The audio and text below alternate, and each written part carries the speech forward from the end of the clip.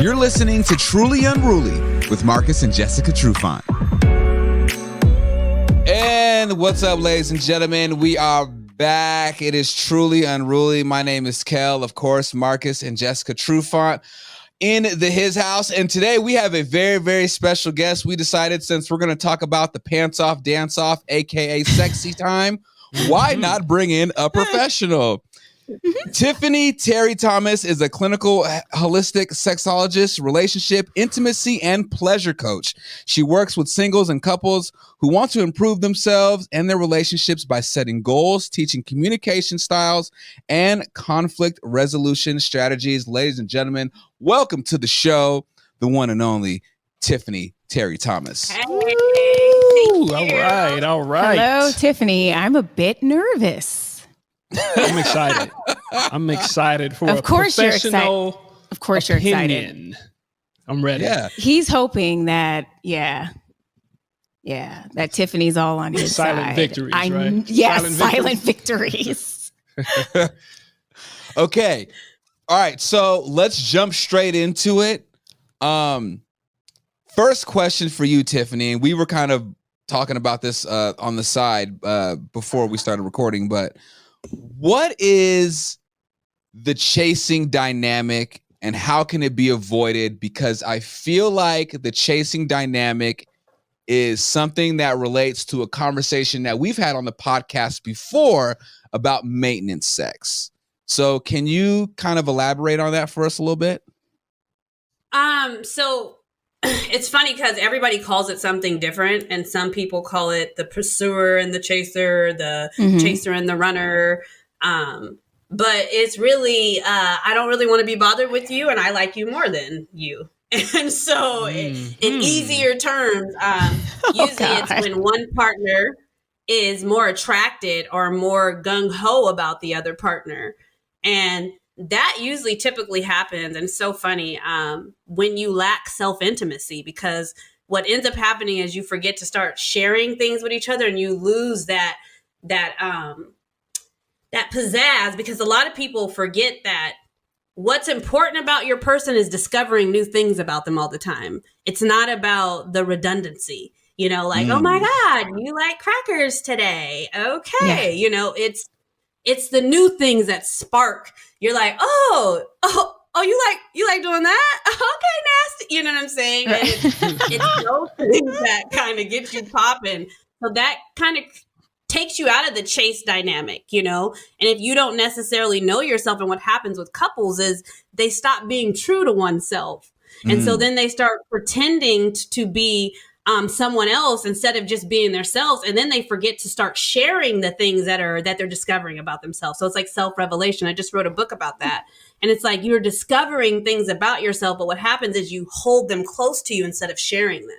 And so what happens then is that your partner doesn't know you anymore. And so then, like, let's say, for example, Jessica finds out that her butt is popping, And Marcus is like, oh, I'm feeling that. But Jessica's like, no, Negro, I'm not feeling that. Right. And he's like, what's up? And she's like, yo, back off of me. She doesn't necessarily see the value in what he's chasing after. And so it becomes like annoying. Oh, God, Tiffynee. Oh, I'm sorry. Did I hit on We just went through this earlier. No, this is all this is good, but this, I think, in both sides, because it doesn't always have to be the man that's chasing the woman. For both sides, it's about how that person is feeling inside. If I see something in Jess and she doesn't see it herself, then it's hard. Doesn't matter. I mean, it's not going to line up. So I get it. Right. I get it. I understand. And he gets mad. No, I would say... or you say, I'm not going to say anything anymore. No. That's not about sex, though, but that's just about me. That. I'm talking about... And giving you the compliments. Right. Because what happens, I give the compliments. Ooh, I like that. That thing is thinging. And it's like, okay, I'm not... and then Jess kind of goes into this negative... Oh, I'm this or that, or I need to do this or I need to do that. So I'm like, oh, all right, well, I might as well not even say nothing, right? Right. Yes. And it's so funny. I'm trying to teach I'm trying to teach everybody. This is something that I'm really passionate about, is relearning and then throwing away stuff about you. Because what happens is, like, if he was to say it about another woman, you'd be like, hold up, whoa, you know what I'm saying? But because he's noticing it on you, now you have to add value to yourself. And what happens in those conversations is he doesn't know that you necessarily might not like those things. And so it's explaining to him why you don't like them things, and then him explaining and you listening to him why he values those things. Right. Because it takes one, just like a diamond ring, it takes somebody to say, ooh, that's nice, for it to be really valuable. It has nothing to do with that. It's sitting in the store and it costs $10,000. It only gets the value when somebody says, ooh, that's nice. Yeah. So we have to remember that it's okay that we can start adding value and holding on to it instead of, because we've been torn down a lot as women. So I get it. So it's a lot of like rebuilding, and then it's like, can I keep that? Can I keep that? Or does that belong to me? So it's a tiff. Tiffany is spit. Hot Definitely. fire. I'm like, oh God, straight out the gate. I like it though. This is good. No, I'm taking mental notes. So it is Tiffany. Good. So you may have answered my question. I don't know, but like, so how does a married couple like these guys, for instance, that's been married for, you guys, what, 15 years, 16 years been together? 14 going on 14. But we've been to, our daughter will be 16. Oh God, there's something in my eye. So I think 17 years. Yeah. So like, how do folks in really long relationships like combat that when it's almost like we've seen everything, pretty much done everything? How do you fight that? Like, how do you combat that? Well, I've been married for 10 years and my husband's fine as hell. And it's just me appreciating that. It's like I have to, it's returning to the gratitude, right? Jessica's beautiful. And so it's reminding yourself like, yo, this is what I have. And then also, what did I fall in love with? Well, I fell in love with the quirkiness. I fell in love with you taking your eyelashes and putting them behind the bed and acting like I didn't have them on while we were having sex. Like it's stuff like that. It's reminding yourself of those moments and then allowing one person to be true to themselves. Because what happens with intimacy is we block it. We think it's just sex or whatever. And there's different levels, there's different subjects and all kinds of stuff. So then we shut the gate on somebody fully being intimate with us because now we put restrictions on what we allow them to tell us about themselves. And then it's like, oh, you're not supposed to be like that. Oh, why do you like that? Or I thought you liked chocolate ice cream. When'd you stop liking vanilla? You know what I'm saying? It's like, damn, can I change my mind? Can I change and you still love me? Can you still accept me? Can that still turn you on? And if you don't figure out who you are yourself, you forget the things that do turn you on. That's deep. Yeah, that's deep. I had a quick question. Hey, Kel, if you don't mind, I got a quick question. Go ahead, my brother. Go ahead. Thinking about this. So I'm asking for a friend. Oh God, right? Tread lightly. So the difference, just so all us guys that are watching can make sure that we don't blur the lines, because they're already blurred between sex and intimacy. Kind of just separate that for us. And just you said separate it for you? Yeah. So just break it down to intimacy versus sex topic. Well, right, because intimacy is sex. Yeah. Right. So intimacy is into me, I see. So it's the things that you see in me, right? Sex is something physical. There is sexual intimacy. That is a thing where we connect on certain things. Like, I might want you to pick me up and I might want you to do this. And that's our sexual intimacy. Mm-hmm. You cannot sustain a relationship on sexual intimacy. So the thing about it is like I told my husband, we were in the Bay a few weeks ago and he had hung out with his dad all day. And his aunt and them had threw me like this luncheon for my book or whatever. It was really sweet. And I hadn't seen him all day. So when we got home, I was like, yo, I like in my mind, I was like, we can have sex, right? But I was like, how was your day? And he's like, man, I'll tell you about that shit tomorrow. And I was like, I was like, I haven't seen you all day, and to be honest with you, talking and intimacy kind of gets me wet. So tell me how your day was and you can get these draws. And it was like, he came over, he laid on my lap and he told me his day. And then after he did that, we got it busy, what I'm saying? Because I felt like he filled my cup. And my cup was just trying to be intimate and understand how, he hasn't hung out with his dad and stuff like that. So it was like, what was that like? Tell me about that. Share that with me so you're not holding that inside. And then when you get it out, it's like, oh, shit. All right, let's get it popping. You know what I'm saying? And that's how it was. So it's knowing that and then asking your partner, what do you need to be filled? Because a lot of us were guessing. And so that's what that love language thing is about. Yes. It's like, it's finding the love language, and love languages are being bilingual in a language. It's not just finding your language and then saying, okay, I know my love language. I got to be bilingual. I got to be trilingual. So if she's acts of service, when I do something for her, I'm getting something good for me. And if you are physical touch or you are words of affirmation, when she says good things about you, you're like, oh, that's rubbing me in the right way. But if you don't tell your partner that, and then you don't show the gratitude when they do it, it's kind of like it's invisible. So it's important to have that type of communication between each other. And I think that's where the whole sex thing comes from. Sometimes you guys just want to touch us because you want to touch us. We have the mindset because we've been trained mentally that when you touch us, that's leading to sex. What we need to understand is foreplay happens at the beginning of the day. It does not happen right before we go into the bedroom. How many times have I said that? Yeah, you got to F my mind. Yeah, that's foreplay starts with how's your day? Mm-hmm. Yeah.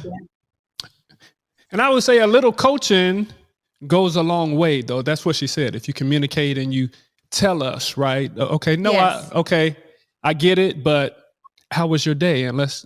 Yes. I mean, we're pretty good at telling each other, I don't like that. I need more of that. Mm-hmm. Communication. Right.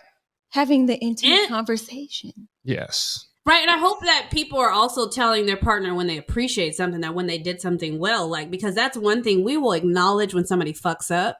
We are quick to tell somebody how to load the dishwasher, right? Oh, you need to load it this way. You need to load it this way. But when they do it nice, thank you for doing that. I appreciate that. I saw that. I'm seeing that. It's not that I just see the bad things, because everybody needs to be encouraged. And the more you encourage anyone, the more panties you're going to get. I was going to say, the more panties drop. Marcus, you taking notes for both of us? I'm going to need you to email those over, brother. I'm just enjoying this thoroughly. I am enlightened. I am excited. I am ready for the next class, Miss Tiffynee. So yes, I am excited about this. This is going well. So my another question I have for you, Tiffynee, is how do you combat opposite sex drive? So let's say like he wants it a lot more than she does. Does it still fall into the same category as the chasing dynamic, or is this more of a chemical thing? It depends, and really, it could be a chemical thing. It could be an attraction thing. It can be we haven't really talked about what our sex life looks like, so that's not a conversation we had. Mm-hmm. So, because some people, they'll complain about, oh, he always wants it, but we never even had a conversation of how much do you really want it. Because he might say, I only want it 3 times a week. And you're like, I didn't want to give it every day. And those are 2 different things. And we could have had a conversation. And so it's really like having a simple conversation, like how much sex do you want? So first we can find a foundation, a baseline. Because why are we arguing about something if we've never even had a conversation on what your expectation is to begin with? Mm-hmm. Interesting. But what about like, I'm tired and I have 5 kids, or I have babies, or all this kind of stuff. For me, sometimes it's really hard to get out of my own head. And so all of those outside factors and influence, it takes a toll sometimes, and it plays a part in, I'm just tired. I'm mentally exhausted. And when I feel a tap, tap, tap, I'm like, I just want to go to sleep. That's okay. That's okay. There are. Yeah, that's. I know. Yeah, but that's fair, and that's life. So it's life. I've grown. It's not all the time. I know. Yeah. No. But there are. I don't want to make it seem like that. But yeah. Hell yeah. I'm tired. That is the life piece. Yeah. Nobody's perfect. Nobody's always on like that. That's fantasy. You're pretty perfect, actually. Thank you, but I'm not. But thanks, Mama. I so do appreciate that. No, but I'm saying no. So guys get this thing in their head from learning about sex from their friends or from porn or whatever. I was going to say watching of what it's supposed to look like. So uncut. Every day it's supposed to be on, and we just supposed to go all night and stuff like that. That's not real life. So you got to grow in your maturity and kind of get through this thing. And so I'm here for it. I think it's all about communication. But is asking for sex 4 times a week, is that a lot? For some people, it might be. It might be for some people, but here's the problem. And I actually teach this. I teach this class called Keys to Kinky for women. And it's because we have been taught the pleasure versus reward system from our mothers. And so when you go into thinking that sex is a reward, that you're giving it to a reward instead of understanding that it's a pleasure for you. And what happens is that usually gets like that when we don't have intimate conversations about what pleases me and what actually gets me going. Because I told my husband, I was like, 1 CM'er, that's a coochie massage, a reach over, and you do that. I'm ready, but when I got to do the work and when I got to do all this and stuff like that, I'm not necessarily always engaged to do that if I'm tired, right? Right. So it's having those conversations like, well, what can I do when you're tired? Like, is there something that I could do that really gets you in the mood? Because honestly, when sex gets you going, tiredness then disappears. It does. And so it's a mindset, but knowing, and Marcus, you're clapping your hands, but here's what's so funny. Knowing that, like, if you come up to Jessica and you're like, hey, do you need anything? Do you need me to grab you anything? And and then you come in, you bring her something and she's like, oh my God. Okay, thanks. And then you give her a CM, you might be getting some versus you come in the room and be like, yo, can we get it popping? It's like, no, right. Negro, I don't want to do anything with you. That's fair. That's fair. Haha, Shazam. That's fair. Not so much anymore. Yeah. But that was communication and that was growth. It. So. And also, like, women, like, we were raised, really Americans in general, we don't really talk about sex and sexuality, and specifically the expectations that are put on girls from a young age to be Virgin Marys. I can say personally, I was a bit uncomfortable with sexuality. And I know that's kind of hard to believe, but true. Because of how I was raised and being raised Catholic and being told that sex is pretty much dirty. Catholic guilt. Right. And, forbidden and you'll go to hell and stuff like that. And those kinds of things stay with girls. So I think that plays a factor. Right. You're right. My biggest thing is now teaching people, God created sex. He sure did. Man, yeah. That he created. So the fact and the reason why and it's so funny because people get so tight when they hear the stipulations on it. Like, you should be married. You should They don't understand that sex comes with a powerful weapon. It comes with something that if you give it to anybody, you know what I'm saying? You're leaving pieces of yourself with everybody. And now you have to go find those pieces. So now you're on a Where's Waldo search. Mm-hmm. And by the way, Tiffany, if you have more of these just acronyms, can you just please lay them on us? I know. The CM one? The CM. I'm about to put that on the shirt. I'm going to put that on the shirt, Kel. Yeah, Next. For real, though. Like, put that on a shirt or a hat. Like, that needs to be on some merch because, something. I love that. But I said it first. CM? Do you want a CM, CM? Marcus? Oh, you just wait. I got a lot. just start just texting your lady, just CM. Right. Oh, it's so good. Commercials. Do you need a CM? Are you feeling like? Okay, go ahead. So then, is there such thing, Tiffynee, as like a normal sex drive, or is that just whatever is in the eye of the beholder? You know what's so funny? I think about the word normal is we use that, but none of us are normal. Normal is a standard. And so if we created a standard that's normal for us, and so it really just depends on what your attraction level is and what appeases you and what pleases you. Right. And so, like, pointing out there are people with higher sex drives than others, and there's people that with low sex drives, but it's also the fact that you might lack more knowledge about yourself than another person. One other person might be like, oh my God, or they might not understand of what their body does, right? Gotcha. And so there's some men that think, like, for example, when you hear love language, there's a lot of men who's like, my love language is physical touch. It's not. You just think that because I'm kidding. It's not necessarily. No, it's not always that though. And I know. Yeah. Well, I have grown to learn that it's not that. But I thought it was. Guys get a bad rap. I'll just say it that all we want is sex and all we want is this. And we do. That's true. But we want the other things too. We want the words. We want we want our ladies to talk nice to us and say some good stuff to us from time to time, just to kind of mix it up. And you know what I'm saying? And that's okay. Right. Guys get a bad rap. Oh, it's always on the guy and we got to do all this stuff just to get the ladies nice and ready. But it goes both ways as far as I'm concerned. It sure does. Yeah. It sure does. And I actually go hard on the ladies because I feel like I've been there before. So I wrote a book and it's called Sis, Is It You? Like, is it you? Because it's so it's frustrating to watch us women put a lot of the weight on you guys when we control a lot of what the weight is.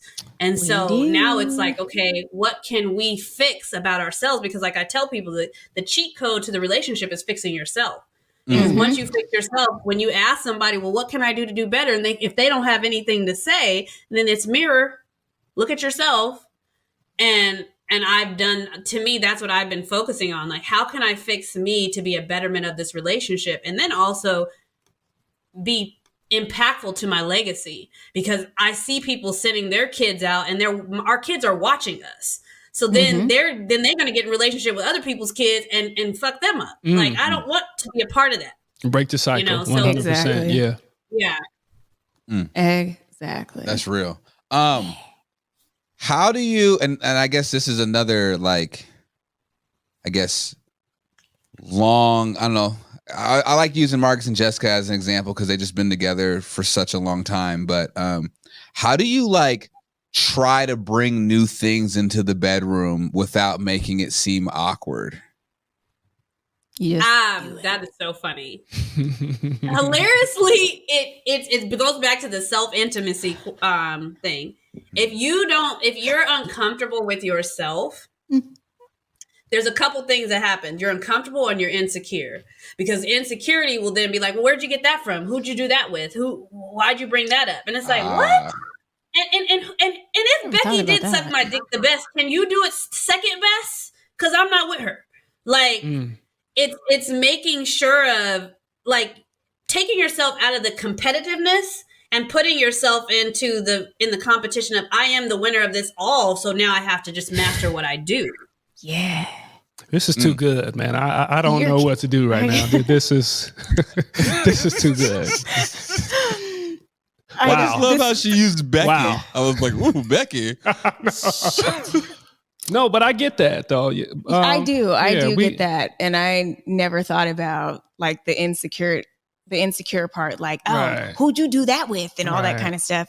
That is real. Yeah. Maybe that's early in the relationship, though. I would think. I don't know. That it might not be though, right?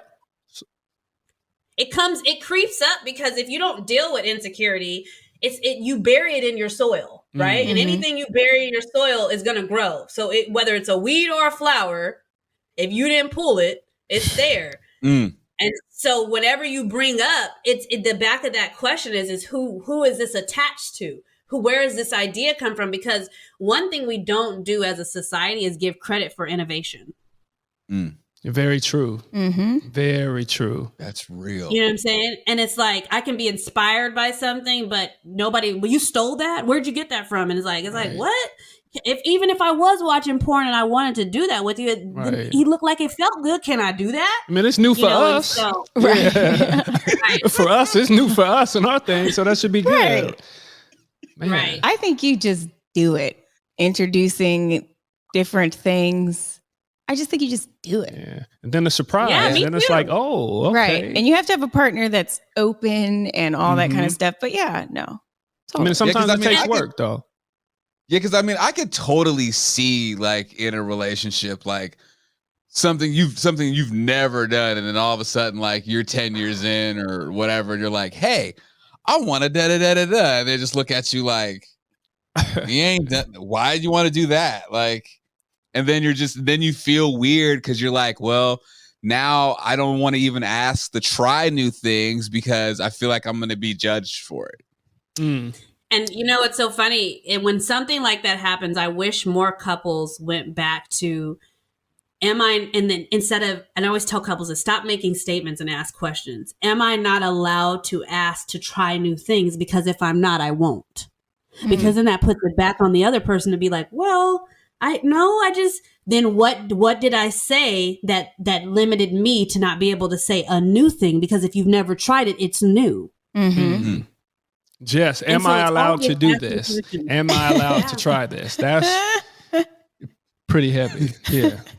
So is it almost like kind of like asking your partner, like, well, what's your limits? Like what's I guess boundaries, right? Is it boundaries? There's what's the boundaries? You know what? Because I feel like if you've been with somebody for, let's say, 5-10 years, you know, like you almost need to would you agree, Tiffany, like kind of have that conversation all over again, like almost reintroduce? Yeah, and I think the problem is that we're having that conversation too stretched out from each other. Gotcha. You know what I'm saying? This is somebody I'm with every day. Like, I should be checking in with you. When we have a new kid, we should be refinancing our relationship. We should be figuring out what needs to stay, what needs to go, and things like that. We need to refinance our sexual relationship. If I just had a hysterectomy, you know, and I'm not able to do something, are you sucking my dick for the next 2 weeks or am I jacking off? Like, that's a conversation that Shit. Yeah, make sure I get that. I'm done with this. I mean, finished with you. It's one of those things where you just have to. We get so afraid of just having simple conversations with our partner when these are the things that we used to. I stayed on the phone for 3 hours and we fell asleep. What were you guys talking about? Things like that. So true. And now, because of the years on the relationship, we can't have those conversations no more. No. Right. What do you think that is, Tiffany? Is because like I've always said this, is that like the first, I feel like 6 to 10 months when someone's in a relationship, they're essentially wearing a mask, right? Oh, absolutely. And then finally, like when, okay, I'm comfortable, I can take the mask off and be who I really am. And then you try to have that conversation. It's like, whoa, wait, hold on. Like in the beginning, you seem so all about this. And now I see who you really are. And you're just like, ew, no, why would I do that?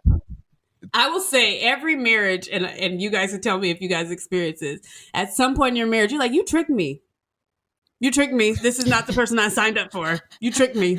Marcus with his clean refrigerator. I do not forget. I remember. I ain't seen it since, but God, I'm joking. I know. I'm just doing it for the show. Do you want sex later? You start to what I feel like is you start to question things, but really it's your own inability to recognize who you've changed into, because now you've put this expectation on your relationship based on things that you've seen. Because all our relationships are new. So now you like, and then it's like, you got to ask your partner, where did you see this at? Well, who are you modeling us after? You know, where did this weight come from? Where did this rule come from? Because we never discuss it. And I think we have a lot of undiscussed rules in our relationship, undiscussed boundaries that you're like, I didn't even know that exists. And how are you mad at me? You know, and then we have a lot of people that have so much undealt with trauma that people don't even want to tap into the things that are causing boundary issues in a relationship. I see you two keep looking over at each other. No, I'm just saying no, because a lot of this is good stuff. And I'm just saying that this is relationship stuff. And it sounds like to me that it's really about the communication. And okay, if you could tell your partner, okay, I want to bring out this new stuff. And maybe it's not that I'm modeling after something else, but I'm doing this because I love you and I'm with you, but I'm a little bit uncomfortable with it. And that's okay type of conversation, and those are the type of conversations we should be having. Right. And you have to remind yourself that it's kind of like when two people get together, right? It's like two chemicals. It's like you putting red dye into a bottle of water. The water now becomes different. If you put sugar into water, it's sugar water. The water no longer goes from being flavorless. It now has flavor. That's the same thing with a couple and two people in a relationship. We're going to be transformed into something. And what God wants is us to be transformed into one so we can glorify that. So there's a lot of things that we get mixed up, and I think the way we've been taught to come into relationships has been all ass wrong. Oh yeah. Okay. And now because I've seen you've brought up self-intimacy a lot, and that being very, very like important in a relationship, and just I guess just being an individual with self-intimacy. So is it like, all right, well, I like to jerk it off this way instead of that way. Or oh God. Self-intimacy is about yourself and discovering yourself. And it's about the good, the bad, and the ugly. And what we tend to do is emphasize the good, excuse the bad, and ignore the ugly. Mm-hmm. And so it's always like the things that, you know, for example, like you said, you might not want to tell somebody that you even masturbate. There's people that won't even share that. And then when I'm in the bathroom too long, hey, what are you doing in there? Like, well, hey, buddy, you know, I didn't tell you that I like to take one off, you know, to take a nap or something. And it's like, it's okay to share that, you know, and nothing wrong with rubbing one out. There's nothing wrong with that. But even as a woman, when you get caught doing that, you feel shame. Like my husband has walked in mid-masturbate. I'm like, oh! And it's like, it's free. Like, you're like, your foot on the door. How dare you catch me? Right. But like, I don't know, this might be weird, but as a woman, I don't know. I get kind of jealous of that. Why are you doing that when I'm right here? Like, but we're thirsty if we're asking too much. So that's what I'm saying. Like, it's like this dance. Oh, don't be on me, but if you're not on me, why not? Type of thing. Jess is not the first woman I have actually heard say that. Is that it? Like, what are you doing? It makes sense, though. I get it in theory. It makes sense, but if you're tired, right, and you got the 5 kids and you got the headache, then hey, well, yeah, like if she's not putting out and I'm feeling backed up, I'm gonna go do what I need to go do in the shower. Yeah, like I'm not gonna. So I'm supposed to wait until she finally like comes around and is like, all right, we can do it now. It's or like, you could punish yourself and save it, Kale. Just save it. Just just get angry. Yeah, don't do that. Get it out. I would say the jealousy factor comes from the fact that you know how to do it so well and they don't. And so what happens is that this is a self-intimacy thing where as a partner, you should be watching your man jack off. You should see the type of pressure and the type of things that he does to his own member so you understand what it looks like. I'm just going to exit stage left. We need this on the show every week. Are you available next week? Oh, God. Yeah. Jess, are you clutching your pearls if you had them on? If I had some fucking pearls on, I'd be clutching those bitches. And you know, it's funny because I think where we forget is that a woman, you know, it's natural to be jealous. Men are jealous of women masturbating because they can't do that. They don't have the vibration of that to go consistent and strong like that. But it's paying attention to the body. I teach a master mouth class and a orgasm class for, women and squirting and stuff like that. And it's like master mouth. What? Can you send that link later? Can you send us that link? You're a little too into this. You're a little too invested Wait a minute. in this entire conversation. This is my into me. I'm trying to do this for us, though. I'm making sure that, this is for us, baby. Right. Yeah. This for both of us. This is for us. It's actually, it's hilarious because I will say, just being married for 10 years, I've been more aware of what my husband needs and then him vice versa, because then it eliminates that you're not doing something for me. And then you also get the quality over quantity. So then instead of having sex 4 times a week, we're having sex twice a week. But when we have sex, it's for 2.5 hours. And it's like, it's amazing. And you know what I'm saying? It's this experience. And you're like, oh, thank you. You know what I'm saying? And so you have to look at those types of things and make it make sense. Because like Jessica said, I have 5 kids. So does it make sense to give you a quickie, or does it make sense to give you something where I'm fully in it? And sometimes a quickie is necessary. And I think people forget the essence of a quickie. A quickie is knowing one's body and being able to master it and have them both ejaculate so you guys can be done. That's the essence of a quickie. If you cannot do that, then you are missing the mark. And really what it does is just spark some, intensity in you. Like, oh my God, we can do this. Okay, I'm going to clench real tight and I'm going to da-da-da-da. And now we got it and we're about our business. And some people get caught up with either doing those a lot or don't do it a little until it misses the mystery of relationships. Did you say have sex for 2.5 hours? Just like in the movies. I'm like, did you? Shit. How does one do that?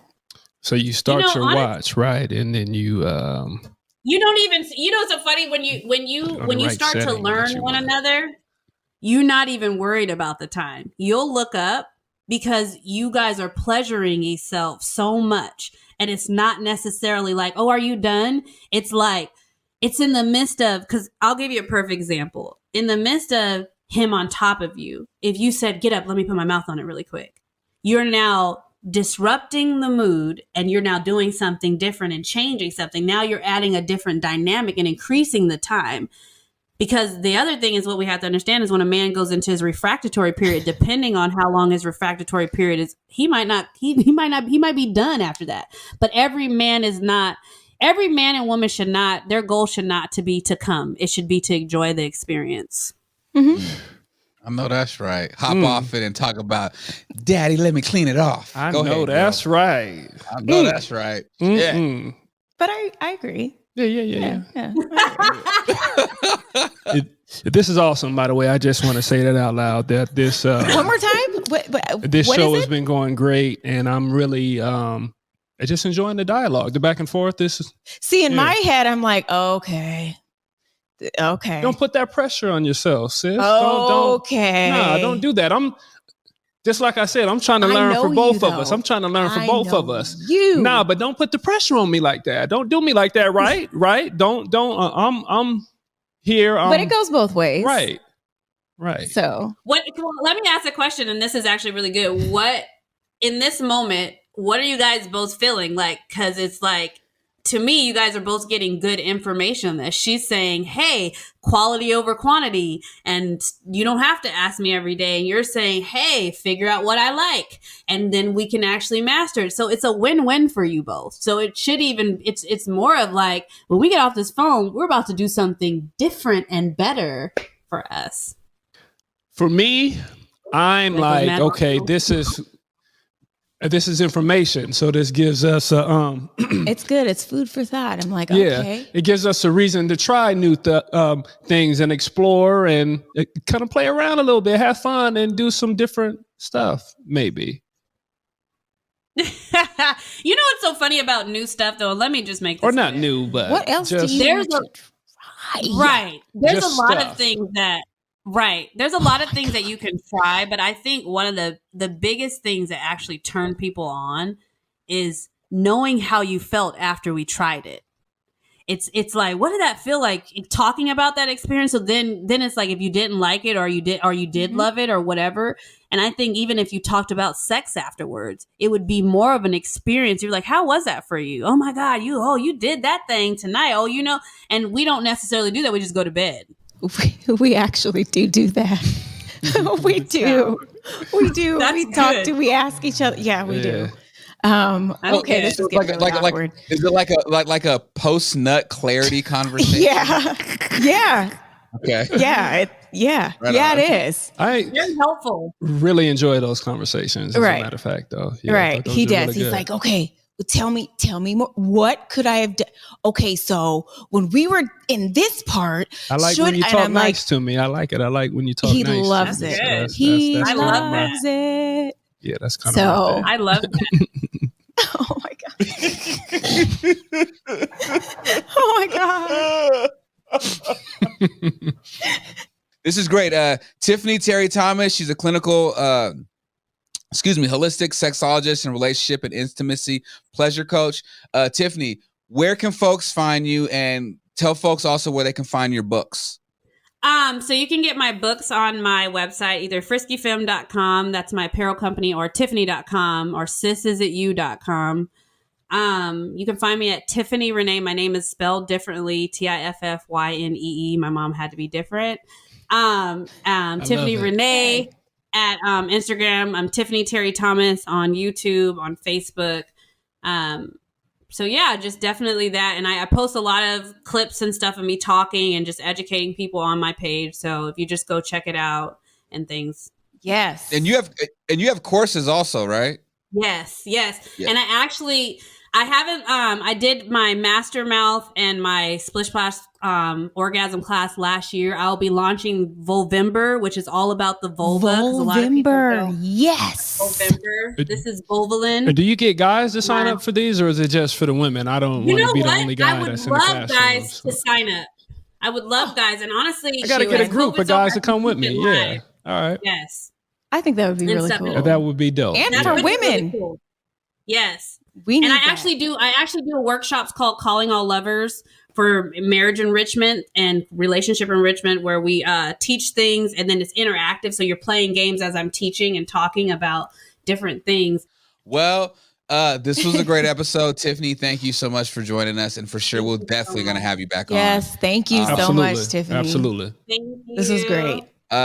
Truly Unruly, Marcus Trufant, Jessica Trufant. My name is Kel. You can follow us all on social media. Marcus_Trufant on IG, Jessica_Trufant, and I am Media_Kels. Of course, follow the page, Truly Unruly _podcast. And of course, you can listen to us on all streaming platforms. Apple, Spotify, you name it, we're on it. And if you want to catch the visual, you can watch us, of course. Just search Truly Unruly Podcast on YouTube and subscribe to Marcus Trufant's YouTube channel so you don't miss out on any of the episodes and clips. And of course, every Sunday night, catch us on the Converge Network. Shout out to Omari and his team over there. And shout out to everybody over at Fox Soul. Did I miss anything, you guys? I think that's it, Kale. Good job, Kale. Awesome. All right. Well, till next time, y'all, we appreciate it, and peace and love.